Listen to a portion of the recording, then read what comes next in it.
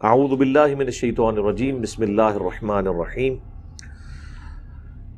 اب یعنی شیطان تو نکل چکا ہے، اسے قیامت تک کے لیے مہلت مل چکی ہے، اور اب اللہ تعالیٰ نے آدم علیہ السلام کو نصیحت کی ہے اور ان کی بیوی کو سیدہ حوا کو، وَيَا آدَمُ اسْكُنْ أَنْتَ وَزَوْجُكَ الْجَنَّةَ، اور ہم نے آدم سے کہا کہ تم اور تمہاری بیوی اب رہو جنت میں، فَكُلَا مِنْ حَيْثُ شِئْتُمَا، اور جہاں سے جو چاہو تم کھاؤ، یہ جنت اب تمہارے لیے رہنے کی جگہ ہے۔ وَلَا تَقْرَبَا هَذِهِ الشَّجَرَةَ، لیکن ایک قدغن لگا دی کہ یہ ایک ایسا درخت ہے، اس کے قریب تم نے نہیں جانا۔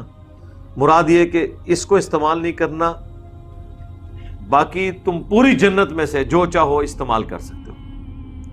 لیکن وہی بات جو انسان کی جبلت میں ہے، forbidden fruits are always sweet, منع کیے گئے پھل ہمیشہ میٹھے ہوتے ہیں، یعنی انسان یہ سمجھتا ہے پوری جنت میں سے۔ بیسیکلی یہ حضرت آدم علیہ السلام کی اور ان کی بیوی کی ٹریننگ ہو رہی تھی۔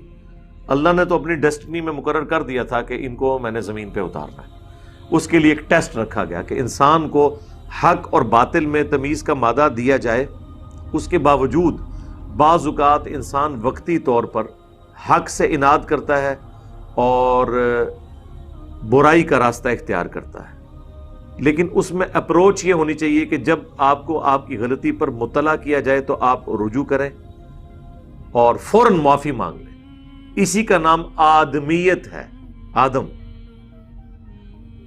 اور غلطی کا احساس ہونے کے باوجود، اسے احساس دلانے کے باوجود اپنی غلطی کے اوپر جسٹیفیکیشن دینا، یہ شیطنت ہے، شیطانیت ہے۔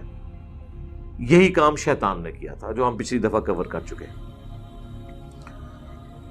تو یہ ایک پریکٹس تھی کہ اب دیکھ لیں پورے جنت میں ہر پھل کو تم استعمال کر سکتے ہو پوری جنت کے اندر، سوائے ایک درخت کے۔ یعنی جو حلال ہے اس کا دائرہ کار بہت بڑا ہے، حرام کا دائرہ کار بڑا چھوٹا ہے۔ چند چیزیں جو حرام ہیں، باقی سب حلال ہے۔ سورۃ النساء میں آیا کہ یہ حرمت والے رشتے ہیں، آیت نمبر 22 میں 23 میں۔ باقی کہا کہ اس کے علاوہ دنیا کی ہر عورت تمہارے لیے حلال ہے۔ باقی آپ دیکھ لیں کھانے پینے کی چیزوں میں بھی چند ایک چیزیں ہیں جو حرام ہیں، باقی جو چیز نہیں بتائے گی وہ اپنی اصل میں حلال ہے۔ تو یہاں پہ بھی اللہ تعالیٰ نے بیسیکلی یہ پریکٹس کروائی کہ انسان ہمیشہ اس کی طرف مائل ہوتا ہے جس چیز سے اسے منع کیا جاتا ہے۔ یہی ہمارے ماں باپ کے ساتھ بھی ہوا۔ اللہ تعالیٰ نے فرمایا پوری جنت ہے لیکن یہ ایک درخت ہے۔ اب اس درخت کی کوئی تفصیل نہیں آئی کہ یہ کون سا درخت تھا، اور نہ یہ کوئی اتنا اہم ہے کہ وہ درخت کون سا تھا کہ جس کا فروٹ کھانے کی وجہ سے اللہ تعالیٰ نے انہیں جنت سے نکال دیا اور سارے معاملات ہوئے۔ اس میں میسج یہ ہے کہ اللہ تعالیٰ نے جن چیزوں سے منع کیا ہے اس میں بچنے میں ہی عافیت ہے، پوری زندگی کے اوپر اس کو لے کے چلنا ہے۔ فَتَكُونَا مِنَ الظَّالِمِينَ، اگر ایسا ہوا تو پھر تم دونوں ظالموں میں شمار ہو جاؤ گے۔ اچھا، اب یہ جتنی آیات مسلسل 1 درجن سے زیادہ آیات ہیں، آپ دیکھیں گے اس میں تثنیہ کا صیغہ استعمال ہوا ہے۔ تم دونوں، تم دونوں، ان دونوں نے یہ کیا، ان دونوں نے پھر معافی مانگی، ان دونوں کو معاف کر دیا۔ یعنی اللہ تعالیٰ نے سنگل آؤٹ نہیں کیا مرد کو اور نہ عورت کو۔ کرسچینٹی کے اندر یہ سمجھا جاتا ہے کہ یہ ایکسس آف ایول، ایو ہے، یعنی حوا۔ ایو سیدہ حوا کے لیے انگلش میں لفظ استعمال ہوتا ہے، اسی سے ڈرائیو ہوا ہے ایول، یعنی ایو نے گناہ کروایا ابا سے ہمارے، وہ یہ کانسیپٹ ہے ادھر۔ لیکن قرآن حکیم میں جہاں بھی یہ چیز آئے گا آپ دیکھیں گے کہ ان دونوں نے یعنی صیغہ سنگولر کا نہیں استعمال ہوا، تثنیہ کا ہوا ہے۔ جمع کا اس لیے نہیں ہوا کہ جمع عربی میں 3 سے شروع ہوتی ہے، لیکن مشرق سنگولر، مشرقین 2 مشرقیں، مشارق 3 یا 3 سے زیادہ۔ تو یہاں پہ آپ دیکھیں تثنیہ کے صیغے آپ کو ملیں گے۔ فوسوس لہما، ان دونوں کو وسوسہ دلایا. اگر ہوتا نا فوسوس لہو تو سنگولر کا صیغہ ہوتا، لہم ہوتا تو پلورل کا صیغہ ہوتا. اچھا وہ پلورل کا صیغہ بھی بعض جگہ آیا ہے، وہاں پہ پوری انسانیت کو اللہ نے مراد لی ہے کیونکہ انہی دونوں سے آگے نسل چلنی تھی نا، لیکن یہاں پہ اسپیسیفکلی تثنیہ کا صیغہ ہے.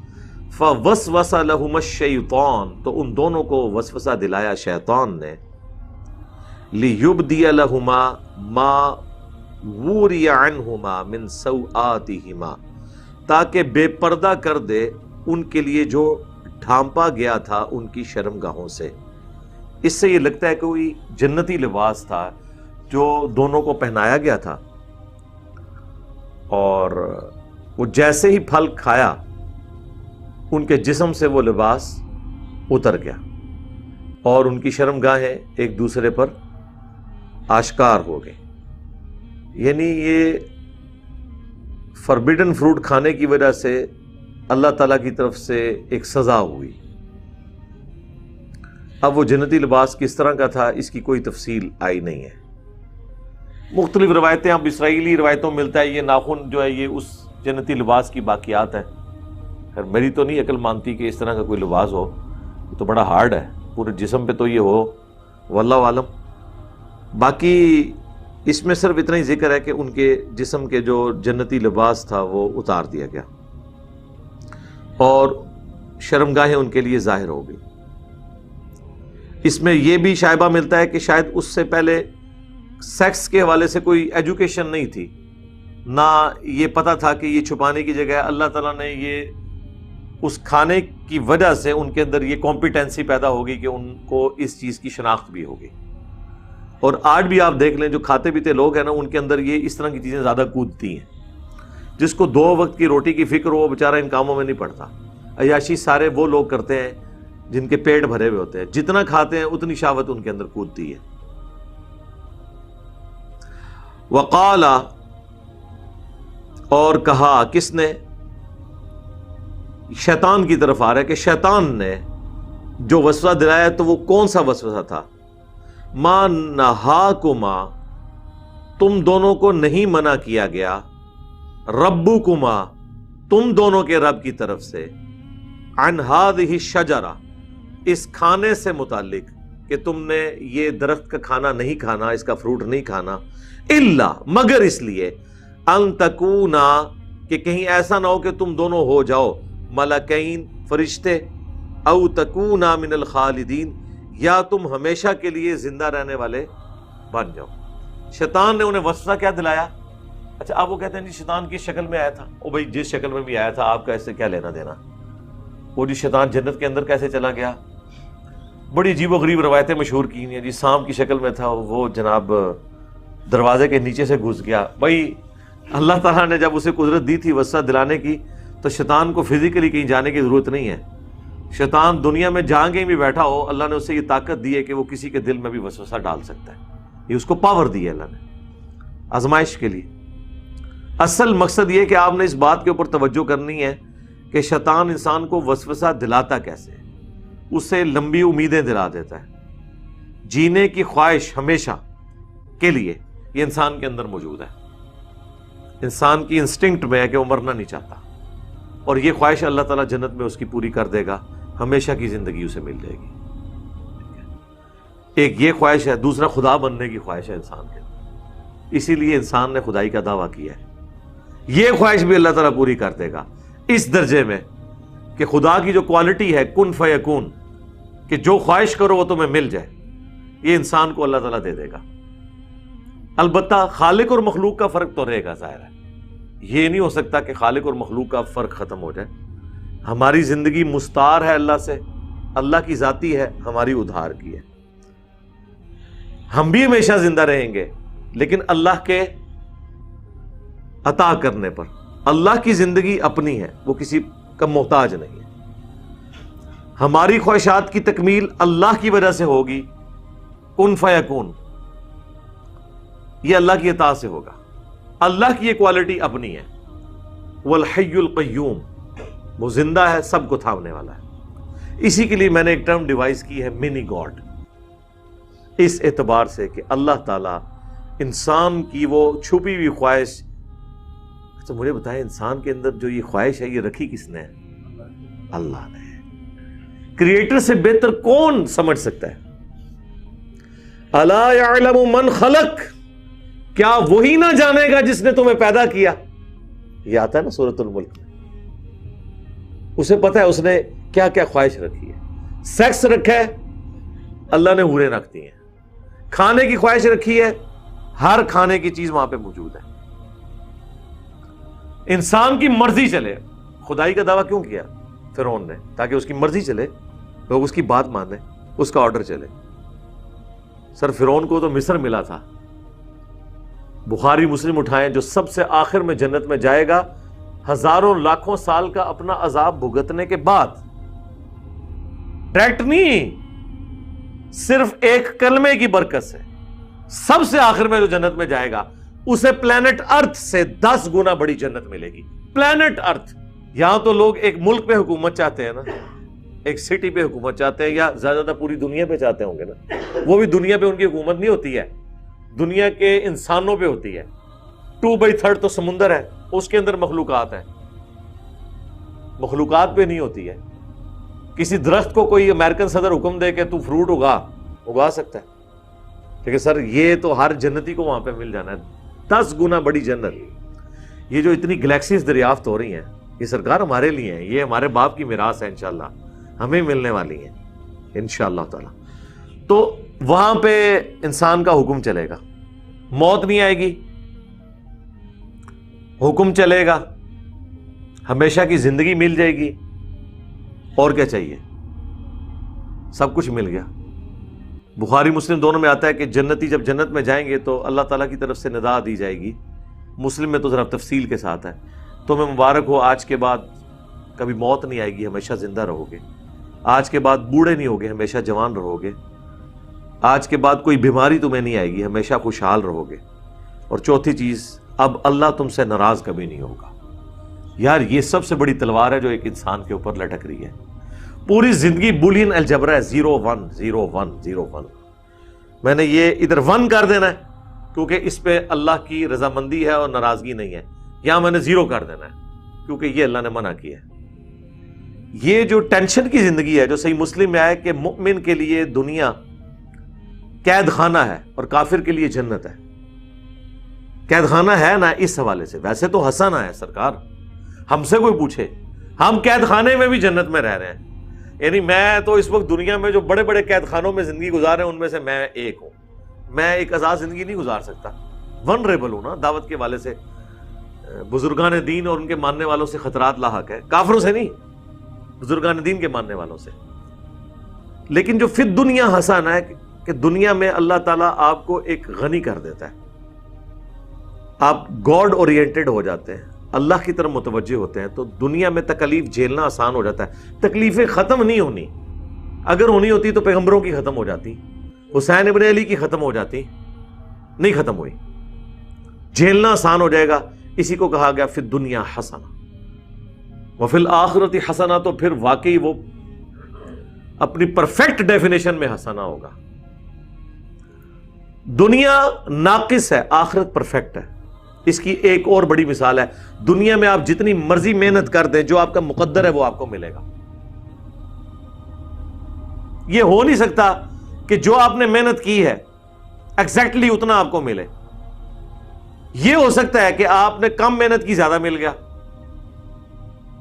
کیونکہ دنیا میں یہ نقص ہے، لیس للانسان الا ما سعی۔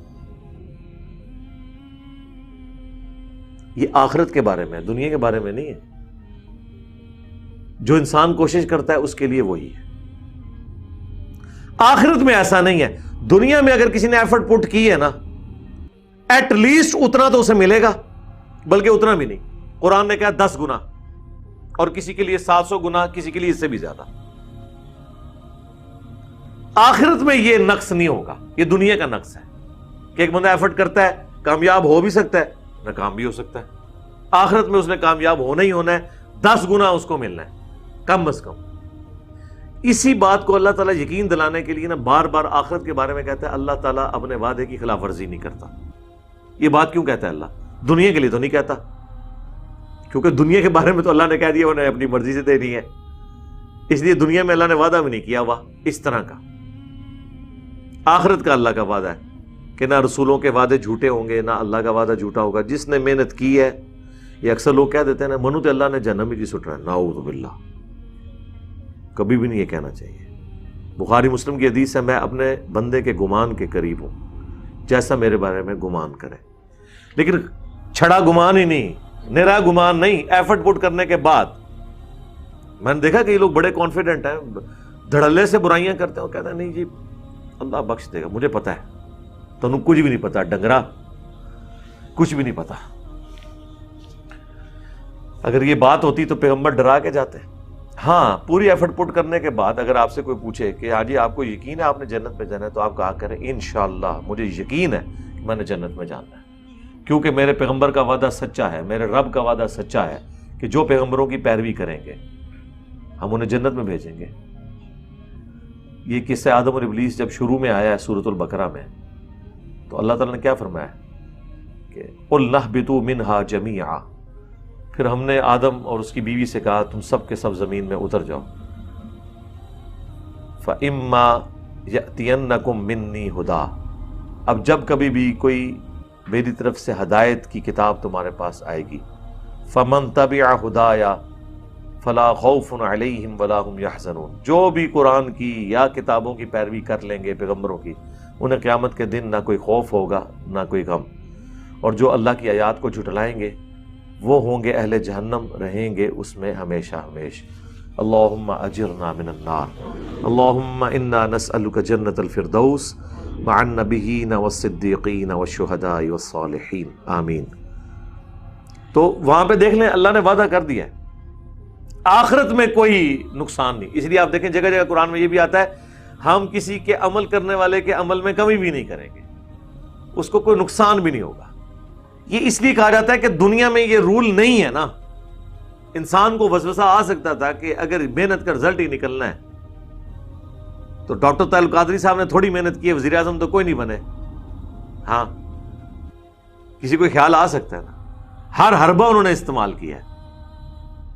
ٹھیک، تو آخرت کے لیے جو محنت کرتا ہے نا اسے انعام مل جانا ہے، اس کو کوئی گلہ شکوہ نہیں ہوگا.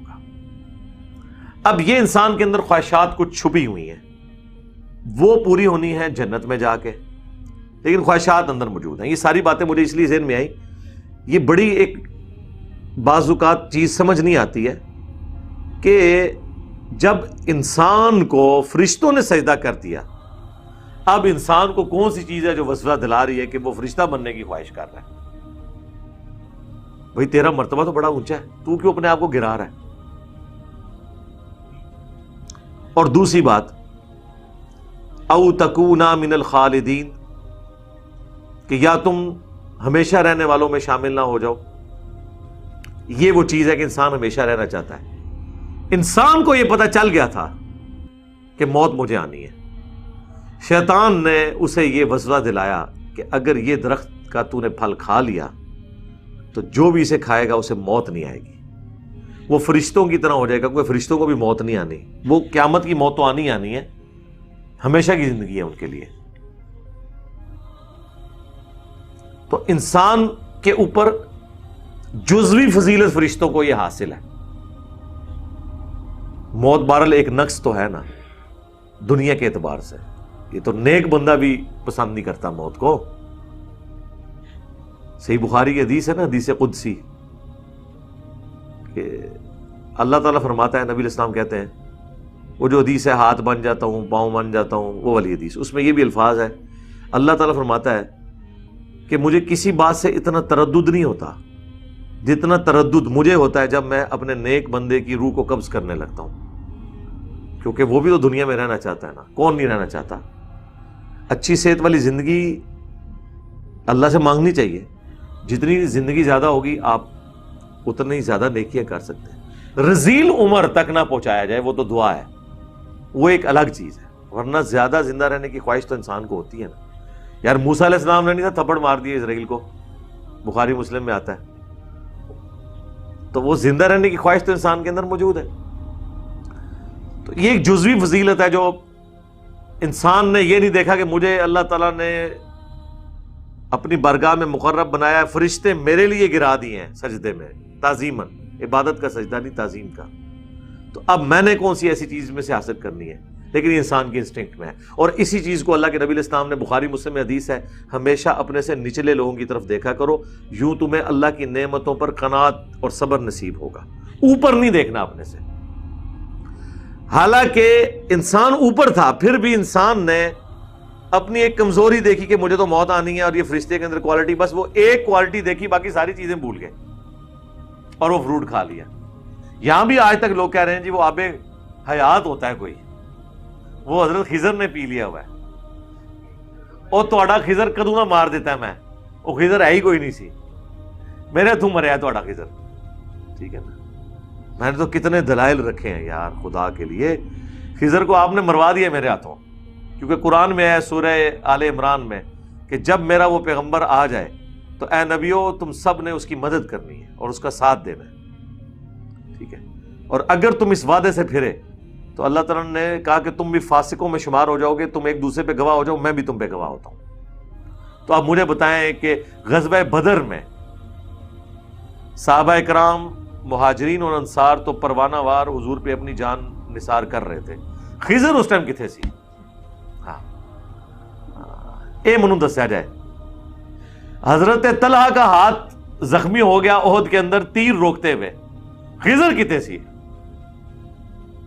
ٹھیک ہے، ایسے ہاتھ ٹوٹ نہ جان جو دعویٰ کرن اور اللہ کے نبی کے دفاع کے لیے نہ پہنچے، اگر ایگزسٹ کرتے ہو، وہ ہے ہی نہیں تھے. یہ سب جعلی کہانیاں تھی. یہ خضر جو ان کو ملتا ہے وہ شیطان ہے. اس کی نشانی یہ ہے کہ جب آپ کے پاس آئے آپ نے پڑھنا لا حول ولا قوت الا باللہ.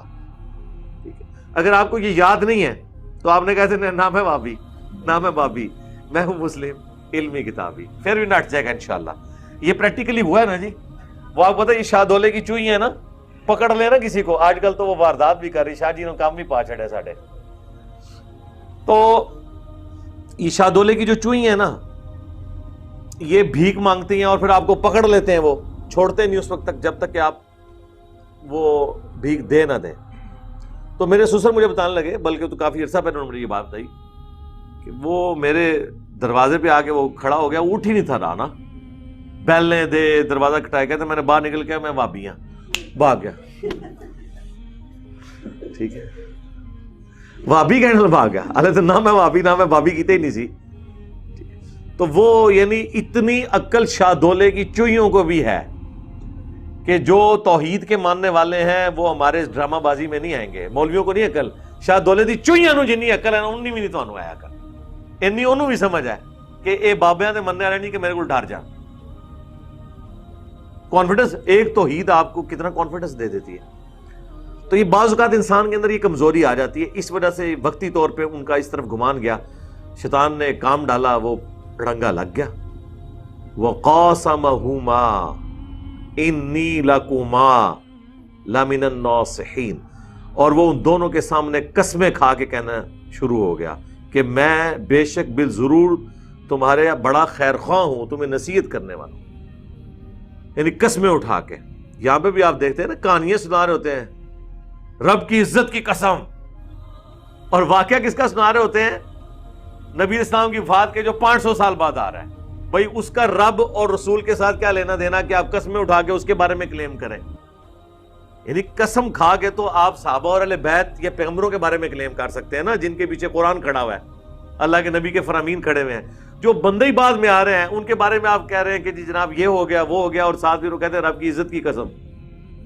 ہاں نا، اوپر دیکھا تو سونا، نیچے دیکھا تو سونا. ٹھیک ہے، اور وہ ساتھ کہتے ہیں ہاں نا، یعنی میں بھی دیکھ رہا تھا. تو یہ وہ والی چیز ہے. تو شیطان نے قسم دلوائی، قسمیں کھا کے کہا. اب یہاں دیکھیں، یہاں پہ بھی وہی صیغہ تثنیہ کا ہے، وَقَاسَمَهُمَا إِنِّي لَكُمَا، دونوں کے صیغے کے ساتھ، لَمِنَ النَّاصِحِينَ، ضرور بالضرور خیر خواہ. فَدَلَّاهُمَا بِغُرُورٍ، تو شیطان نے ان کو آخر گرا دیا دھوکہ دے کے، بہکا ہی دیا۔ فلما، پس جب ذاق الشجرہ، ان دونوں نے وہ کھایا پھل اس درخت کا، بدت لہما سوآتہما، تو ان کے لیے پھر ان کی شرمگاہیں ظاہر ہوگی، جنتی لباس اتر گیا، سزا مل گئی۔ وطفقا یخصفان علیہما من ورق الجنہ، تو اب جیسے شرمگاہیں ظاہر ہوئیں تو ظاہر ہے کہ وہ انسان کی جبلت ہے، تو انہوں نے درختوں کے پتوں سے اپنی شرمگاہوں کو چھپانا شروع کر دیا۔ ظاہر ہے اس وقت کوئی فیکٹری نہیں لگی ہوئی تھی، وہی کپڑے تھے، ایک ہی جوڑا تھا، وہ بھی اللہ نے لے لیا، اور پھر جب اللہ لے لے تو پھر تو کچھ نہیں ہو سکتا، تو پھر انہوں نے درختوں کے پتوں سے اپنے جسم کو ڈھانپنا شروع کر دیا۔ وَنَادَاهُمَا رَبُّهُمَا، تو اس وقت پھر ان کے رب نے ان دونوں کو ندا دی، أَلَمْ أَنْهَكُمَا عَنْ تِلْكُمَا الشَّجَرَةِ، کیا میں نے تم دونوں کو اس درخت کے حوالے سے منع نہیں کیا تھا؟ وَأَقُلْ لَكُمَا إِنَّ الشَّيْطَانَ لَكُمَا عَدُوٌّ مُّبِينٌ، اور میں نے تمہیں یہ بھی بتایا تھا کہ بے شک شیطان تمہارا کھلا دشمن ہے۔ ظاہر ہے کہ شیطان بنے ہی ان کی وجہ سے تھا نا، انکاری یعنی سبب تو وہی بنے نا، تو جیلسی فیکٹر، اسی لیے ابلیس کہا جاتا ہے، ابلیس جیلسی رکھنے والا، حسد کرنے والا۔ تو اللہ نے فرمایا میں نے تمہیں یہ بتایا تھا، پھر بھی تم سے یہ ہو گیا۔ اب یہاں پہ وہ فرق ظاہر ہو جائے گا۔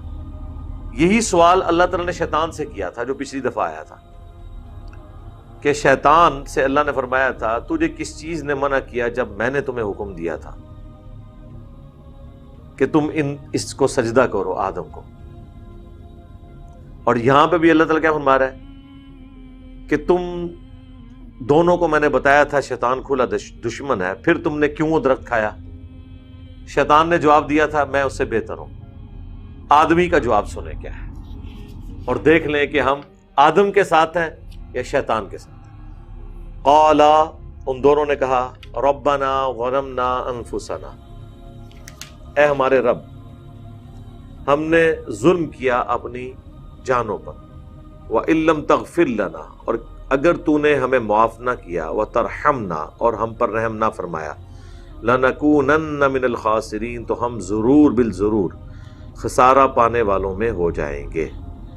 آدم علیہ السلام نے نہ صرف ان کی بیوی نے غلطی مان لی، بلکہ اللہ کی طرف استغفار کیا، رحم کی اپیل کی، اور اللہ تعالیٰ نے ان کی توبہ قبول کر لی۔ یہاں الفاظ نہیں موجود، لیکن سورۃ البقرہ میں باقی جگہ آتا ہے کہ اللہ تعالیٰ نے ان کی توبہ قبول کر لی، ظاہر امپلائڈ ہے، اور پھر ان کو اگلا ٹاسک دیے کہ ٹھیک ہے وہ تو ہو گیا، اس سے آگے چلو۔ اب قرآن میں واضح قصہ آدم اور ابلیس میں حضرت آدم علیہ السلام کی توبہ کا ذکر بھی آیا، یہ دعا بھی آ گئی۔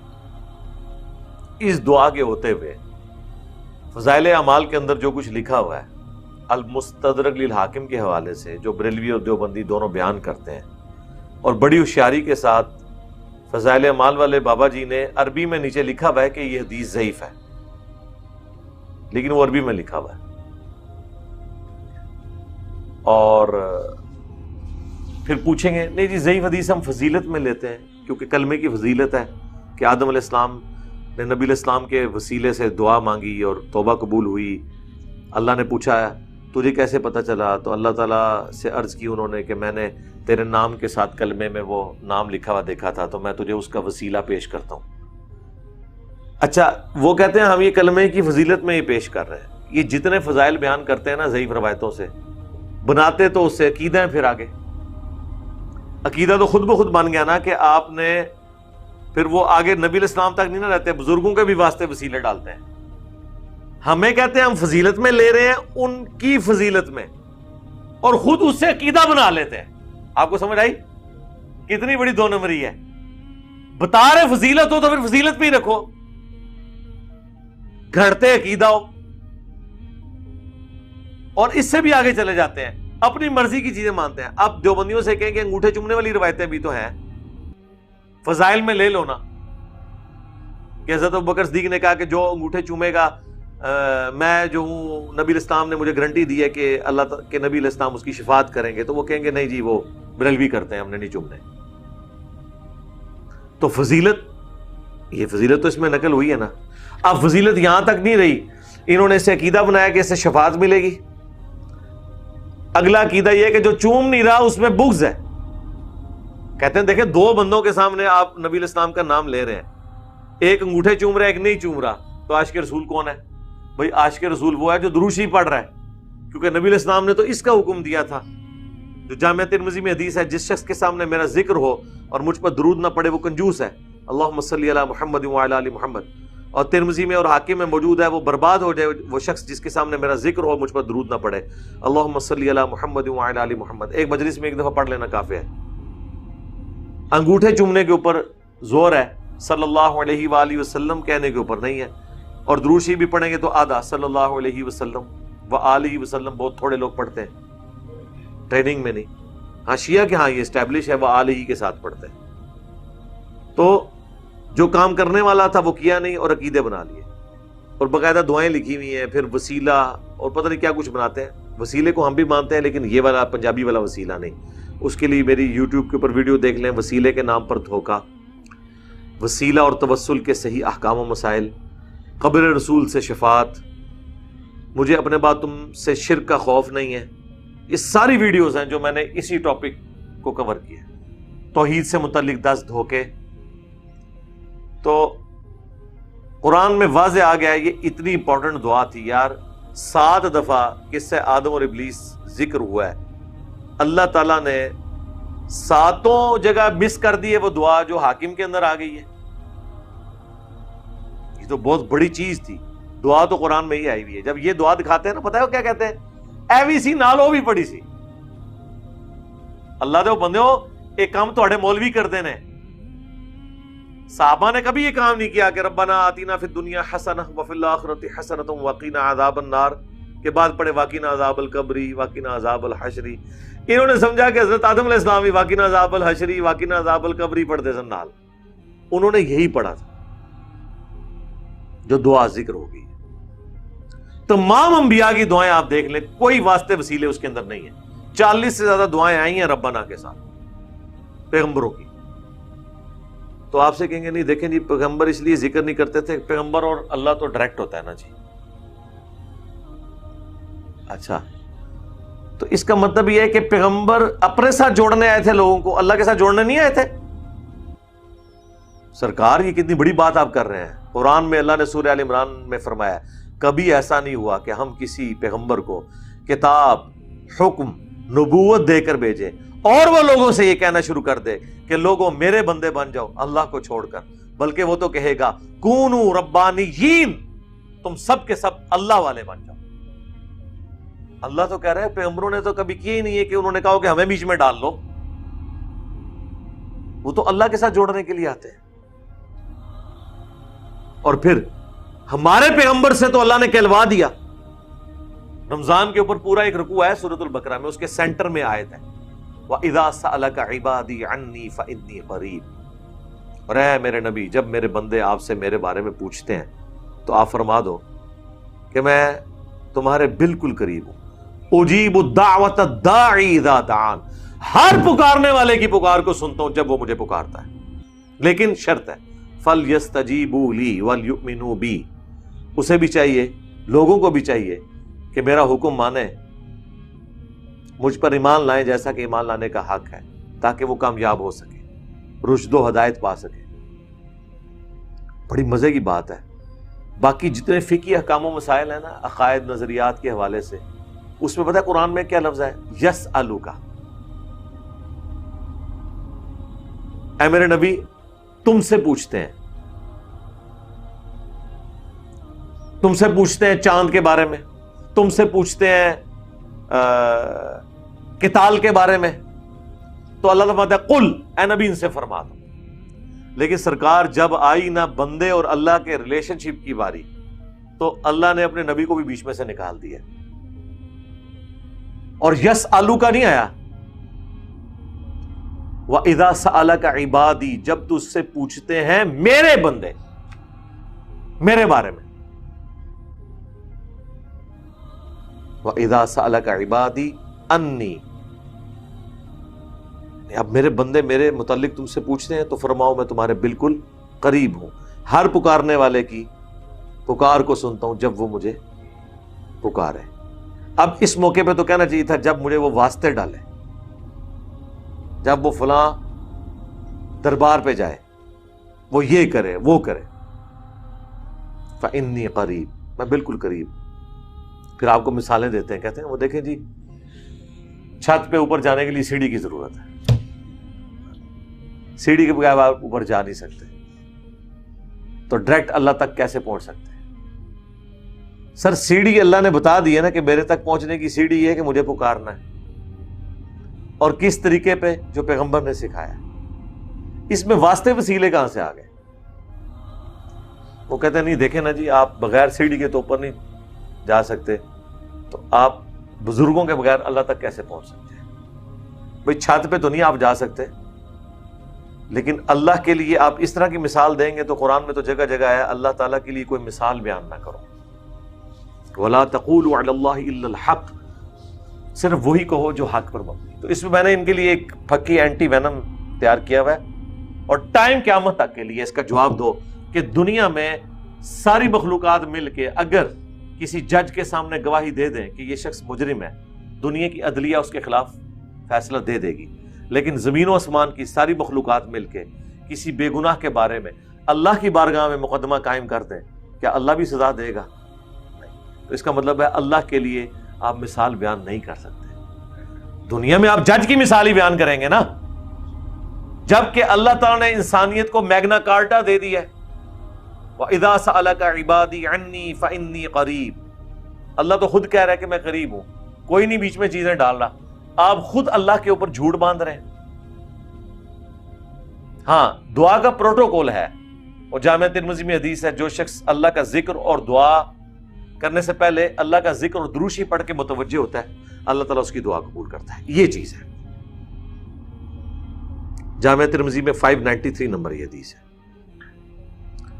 تو یہ دعا بالکل واضح آ گئی ہے۔ اب اس دعا کے آپ یہ لے کے جائیں، آپ 14 ٹیکے لگیں گے آپ کو، آپ مولوی سے جا کے پوچھیں گے قرآن میں تو یہ دعا آئی ہوئی ہے، تو دس ماما تیری دعا کیڑی آیت وچ لکھی ہے؟ تو آپ کے اوپر گستاخی کے فتوے لگائے گا۔ قال اهبطوا بعضكم لبعض عدو، اللہ نے پھر فرمایا اتر جاؤ اب زمین پہ، تم میں سے بعض کے دشمن ہوں گے۔ ظاہر ہے کہ جیلسی فیکٹر بھی موجود ہوگا، اور بعض کے دشمن سے مراد ہے شیطان انسان کا دشمن ہوگا، کیونکہ ہر ابن آدم کے ساتھ ایک شیطان بھی پیدا ہوتا ہے جو اس کے ساتھ اٹیچ ہو جاتا ہے، جو صحیح مسلم میں حدیث ہے، بخاری میں بھی ہے، مسلم میں تفصیل کے ساتھ ہے، ہر انسان کے ساتھ ایک جن اور ایک فرشتہ اٹیچ ہے۔ جن وہ شیطان جو اسے برائی کی طرف بلاتا ہے، اور فرشتہ اسے اچھائی کی طرف بلاتا ہے، وہ بعض کے دشمن ہے۔ وَلَكُمْ فِي الْأَرْضِ مُسْتَقَرٌّ وَمَتَاعٌ إِلَىٰ حِينٍ، اور تمہیں زمین میں رہنا ہے کچھ عرصے کے لیے، اور وہاں تمہارے لیے نفع اٹھانے کی جگہ موجود ہے۔ اللہ نے سارے ریسورسز دنیا میں دے دی ہیں، یہ تمہارا ٹیسٹ ہے۔ تو وہ ایک چھوٹا منی ٹیسٹ ہوا ہے جنت کے اندر کہ یہ کام نہیں کرنا ورنہ جنت سے نکل جاؤ گے، وہ کام کر لیا، رزلٹ نکل آیا، ایک چھوٹا ٹیسٹ تھا۔ پھر اللہ نے کہا اب تو نکل تو گئے ہو، اب زمین پہ تمہیں بساؤں گا، وہاں بھی یہ حکم دوں گا کہ یہ کرنا ہے یہ نہیں کرنا، تو جو کرے گا وہ جنت میں چلا جائے گا، جو انکار کرے گا نافرمانی کرے گا وہ جائے گا جہنم میں۔ اور دنیا میں یہ ہو رہا ہے، آپ دیکھ رہے ہیں، اللہ تعالیٰ نے چیزیں رکھ دی۔ آخرت کا فیصلہ دنیا میں ہی نظر آ جاتا ہے کہ کون پیروی کر رہا ہے پیغمبروں کی کتابوں کی اور کون نہیں کر رہا۔ تو یہ اللہ تبارک و تعالیٰ نے ایک ٹیسٹ پرفارم کیا بندے کے اوپر، اور اس کے بعد اسے اب مین ٹیسٹ میں بھیج دیا ہے۔ ایک سمجھ لے پہلے کوئز ہوا تھا، اس میں تو ناکام ہوا انسان، لیکن اب ناکام نہیں اسے ہونا چاہیے، کیونکہ ناکامی تو ایک دفعہ ہی ہوتی ہے نا، دوبارہ تو نہیں ہونی چاہیے۔ قال فیہا تحیون وفیہا تموتون ومنہا تخرجون، اللہ نے یہ بھی فرمایا اسی میں تم زندہ رہو گے، اسی میں تم مرو گے۔ کاش یہی معاملہ ختم ہو جاتا، لیکن پھر یہ جو دھمکی لگائی ہے ومنہا تخرجون، یہ تلوار جو لٹکا دی ہے نا، accountability of the day of judgment, اگر یہ سب کچھ ختم ہو جاتا نا یہاں پہ، یقین کریں عیاشی کی زندگی گزارتے ہیں۔ یہ جو تلوار لٹکا دی ہے نا کہ اس سے پھر تمہیں اٹھایا بھی جائے گا، اٹھانے کا مطلب ہے پھر پوچھا جائے گا ہاں بھائی سنا، لا یسأل عما یفعل، وَهُمْ يُسْأَلُونَ. اللہ کو کوئی نہیں پوچھ سکتا کہ اس نے یہ کیوں کیا. اللہ ہر ایک کو پوچھے گا. اللہم حاسبنا حسابا یسیرا. آمین. تیرا اندیشہ افلاکی نہیں ہے، تیری پرواز لولاکی نہیں ہے. یہ مانا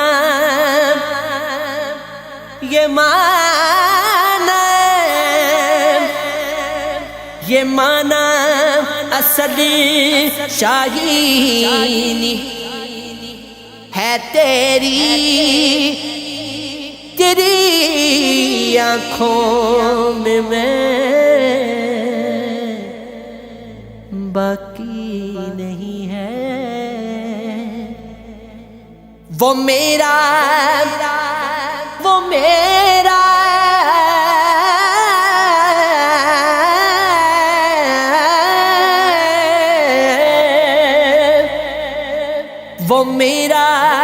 رونق کی محفل کہاں ہے، میری بجلی میرا حاصل کہاں ہے. مقام اس کا ہے دل کی خلوتوں میں، خدا جانے مقام دل کہاں ہے.